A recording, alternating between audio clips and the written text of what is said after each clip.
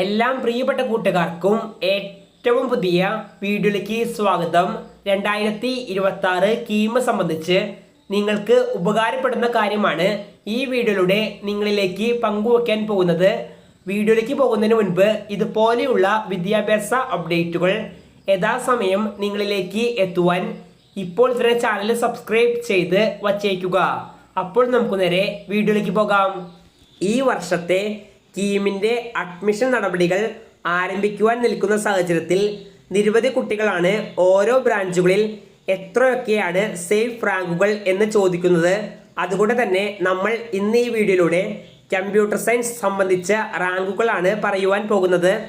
ഇത് പറയുന്നത് കഴിഞ്ഞ 3 വർഷങ്ങളിലെ കീമിലൂടെ നടന്ന അലോട്ട്മെന്റിന്റെ അടിസ്ഥാനത്തിലാണ്. പ്രധാനപ്പെട്ട ഗവൺമെന്റ് കോളേജുകളുടെ വിശദാംശങ്ങളാണ് ഈ വീഡിയോയിലൂടെ പറയുന്നത്. ആദ്യം തന്നെ കോളേജ് ഓഫ് എഞ്ചിനീയറിംഗ് ട്രിവാൻഡ്രം കഴിഞ്ഞ 3 വർഷങ്ങളിലെ ട്രെൻഡ് അനുസരിച്ച് ജനറൽ കാറ്റഗറി ആണെങ്കിൽ ഒരു 500 റാങ്കിനുള്ളിൽ സേഫ് സ്കോർ ആയിട്ട് പരിഗണിക്കാവുന്നതാണ്. ഇനി അഥവാ മറ്റു റിസർവേഷൻസ്, അതായത് EWS, ഈഴവ, മുസ്ലിംസ് എന്ന് തുടങ്ങിയവ ഉണ്ടെങ്കിൽ 1500 റാങ്കിനുള്ളിൽ വരെ പോയിട്ടുണ്ട്. അടുത്ത college government engineering college Thrissur. ഇവിടെ സീറ്റ് ലഭിക്കണമെങ്കിൽ കുറഞ്ഞത് 1000 റാങ്കുകൾ ഉള്ളിൽ വരണം ജനറൽ കാറ്റഗറിയിലുള്ള കുട്ടികളാണെങ്കിൽ. ഇനി EWS റിസർവേഷൻ ഉള്ള കുട്ടികളാണെങ്കിൽ 2000 റാങ്ക് വരെ പോയിട്ടുണ്ട്. ഇനി അടുത്ത പ്രധാനപ്പെട്ട കോളേജ് പറയുന്നതിന് മുൻപ് റാങ്ക് ലിസ്റ്റ് പ്രഖ്യാപനത്തിന് ശേഷം നിങ്ങളുടെ മുന്നിലേക്ക് വരുന്ന വളരെ പ്രധാനപ്പെട്ട ശ്രദ്ധിക്കേണ്ടതുമായ ഘട്ടമാണ് ഓപ്ഷൻ രജിസ്ട്രേഷൻ. ഈ ഒരു സ്റ്റേജിൽ അശ്രദ്ധ മൂലം നിരവധി കുട്ടികൾക്കാണ് സീറ്റുകൾ വരെ നഷ്ടപ്പെട്ടിട്ടുണ്ട്.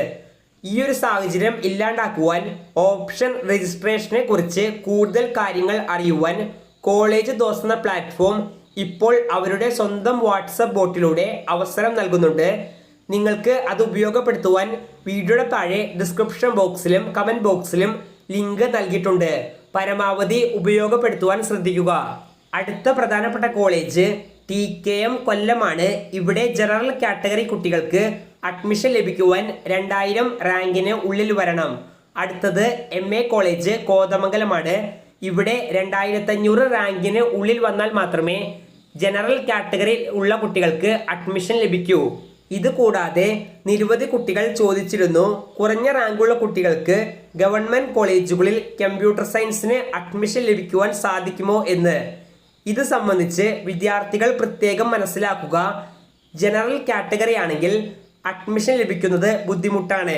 കാരണം ഗവൺമെന്റ് കോളേജുകളിൽ എല്ലാം ഒരു 4000 റാങ്കിനുള്ളിൽ വരികയാണെങ്കിൽ മാത്രമേ ഏതെങ്കിലുമൊക്കെ ഒരു കോളേജിൽ അഡ്മിഷൻ ലഭിക്കുകയുള്ളൂ. അതേസമയം നിങ്ങൾക്ക് ഏതെങ്കിലുമൊക്കെ റിസർവേഷൻ, അതായത് SC ST തുടങ്ങിയ റിസർവേഷൻ ഉണ്ടെങ്കിൽ റാങ്ക് കുറവുള്ള കുട്ടികൾക്കും കമ്പ്യൂട്ടർ സയൻസിൽ തന്നെ അഡ്മിഷനിലേക്ക് എത്തുവാൻ നല്ല സാധ്യതയുണ്ട്. ഉദാഹരണമായിട്ട് ഇപ്പോൾ ഒരു കുട്ടിക്ക് SC ST റിസർവേഷനും 10000 റാങ്കിന് ഉള്ളിൽ വരികയാണെങ്കിൽ ഗവൺമെന്റ് എഞ്ചിനീയറിംഗ് തൃശ്ശൂരിൽ അഡ്മിഷൻ ലഭിക്കുവാൻ നല്ല സാധ്യതയുണ്ട്.